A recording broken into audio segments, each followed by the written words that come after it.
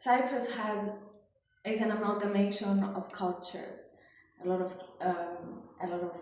civilizations came here and they left their mark. Yes. And one of those marks is the mosaic. We have beautiful mosaics all around Cyprus, and shows the cultures and the beliefs, the status the island had, and the importance of the island.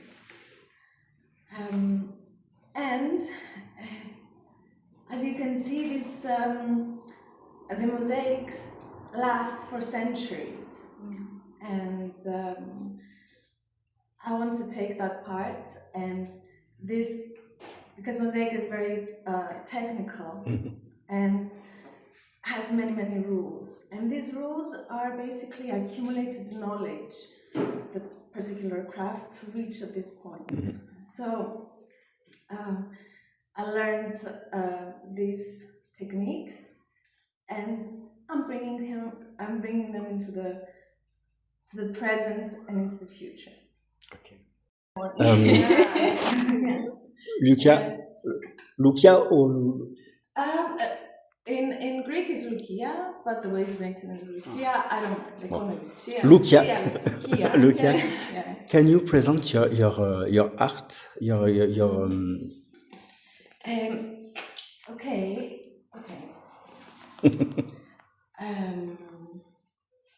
Most of my okay. Or choose what you want in your yes. These are my works. Okay, I try. So I use ancient techniques. I use the hammer and the hardy, and I use marble to recreate ancient mosaics and new ones. And sometimes I go with the flow, and I try to capture the colors of the island through the marble. And this is called surupo, which is basically dawn. And just moving with the flow. Or I use this is a new project that I've started, which is basically it's a rare butterfly here in Cyprus, and I want to make a series of these butterflies because they're losing their environment due to development and everything.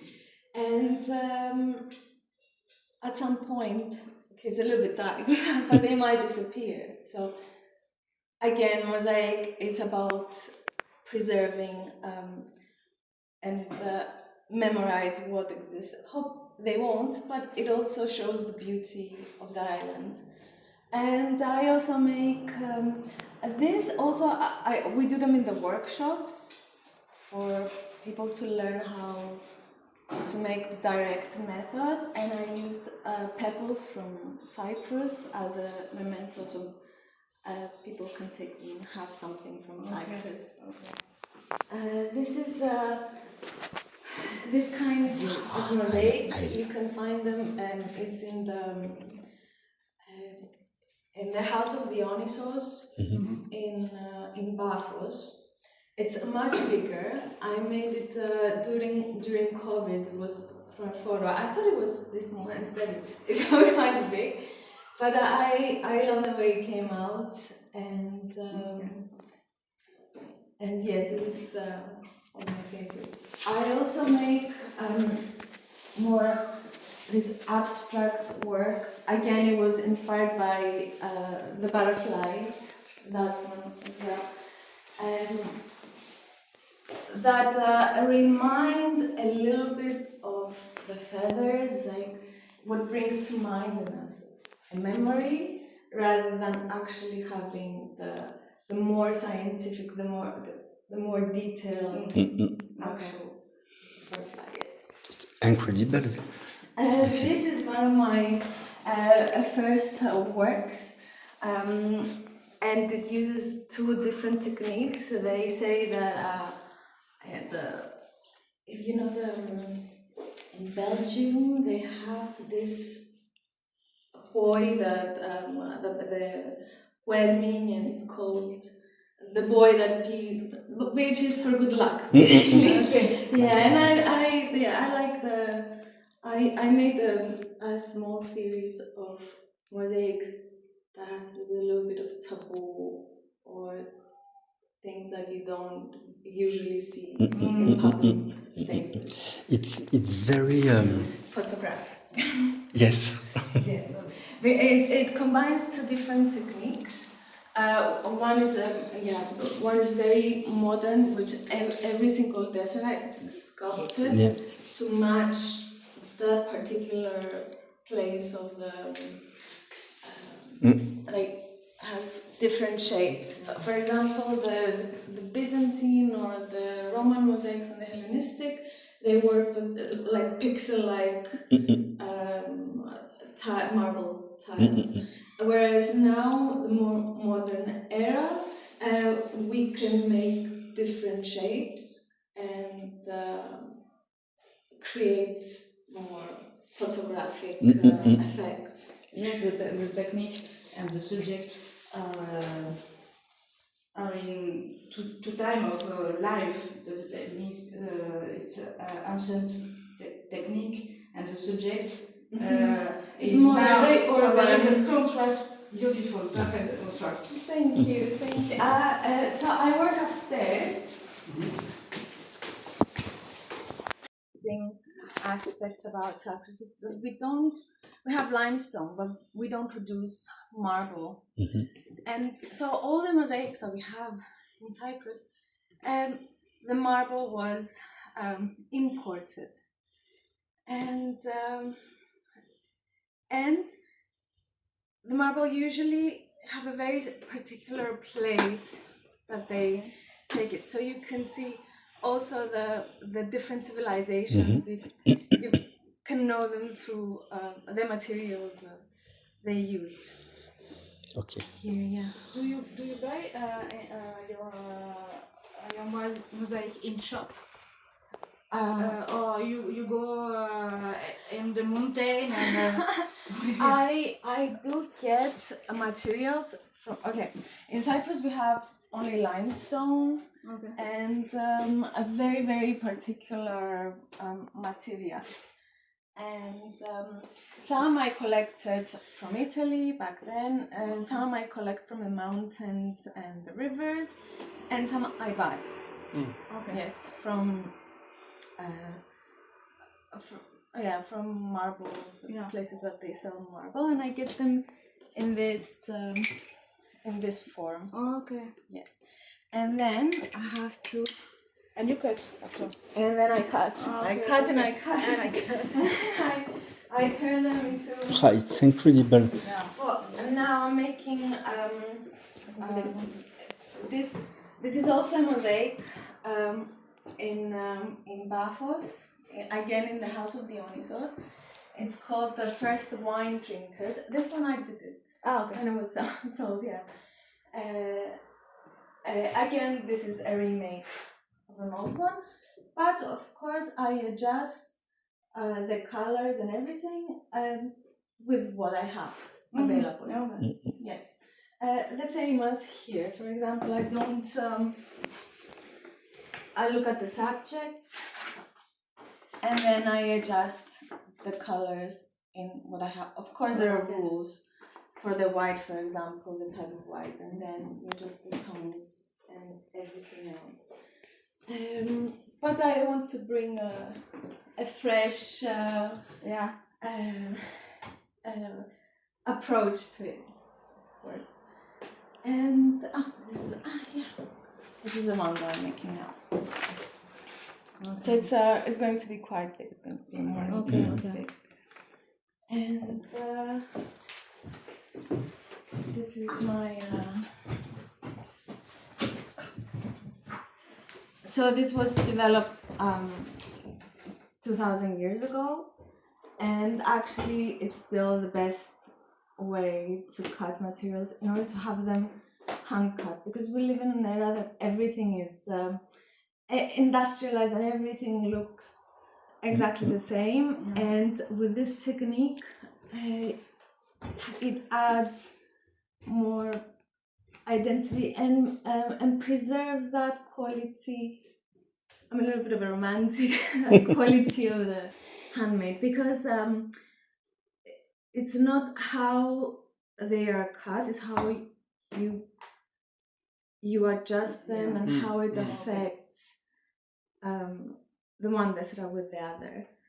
And there are two ways to cut. Here on the side, if I want to adjust something or if I want to sculpt something.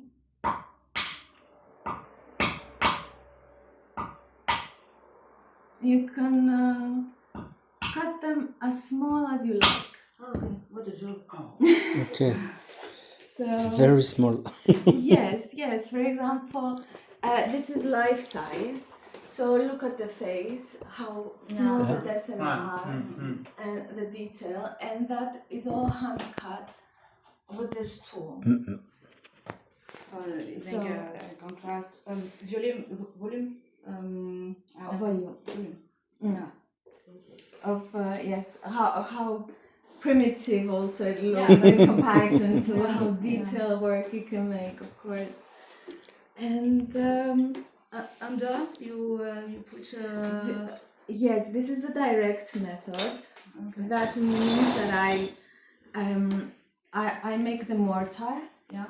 I cut the desera and then I follow the rules and I follow the lines. And you have other small rules throughout to follow, and there are sometimes that you can create something new. But yes, this is one method. For example, the youth downstairs, the man that is downstairs, that was made with the indirect method. That means that what you see now is at the back, and you first you create it and then you see it all together. So I use different methods, but the direct method is the fastest of them all. Yes. But it doesn't really matter because when you stick it somewhere, it remains the same. But this was made with the exact method as that one, and I also use the Ravenna method, which they use either lime or clay, and it's called the double reverse method. In order to make that tiny little face, you cannot make it with direct method. It's very, very difficult. Okay. Whereas I make it on the clay and then I transport it to the final. But I make it here so I can remove and change and adjust. It's more work, but the result is worth it because you can add a lot of detail, like the butterfly as well downstairs. You can make faces, and it's a method that again they used thousands of years. You saw the butterfly downstairs. That actually took me 3 weeks to make it. Okay. So it's like 24 by 24. It took 3 weeks. And something like that, which is bigger, took me 3 days. Yeah. Oh, okay. Yes. Oh, okay. So now you can see like different techniques have different. It depends, the time and if it's the complexity, little or big details, of course. Or the eye here that is this small. It also took 10 days to make. Yeah. Okay, Yes. incredible. Yes, because it's also the time that takes to sculpt every single desera to that particular form, and you have to look at it for so many hours. Therefore, you have to take breaks Yeah, I yeah. cannot Yes. work constantly and go mad. I do turn around and I see eyes. Oh, yes. So it depends. Yes, for example, that I think it took me 5 days, whereas that small. Be careful. Beautiful, yes. Wow. Oh. Right. And sometimes do you work on two Different works. yeah, to breathe, to just focus.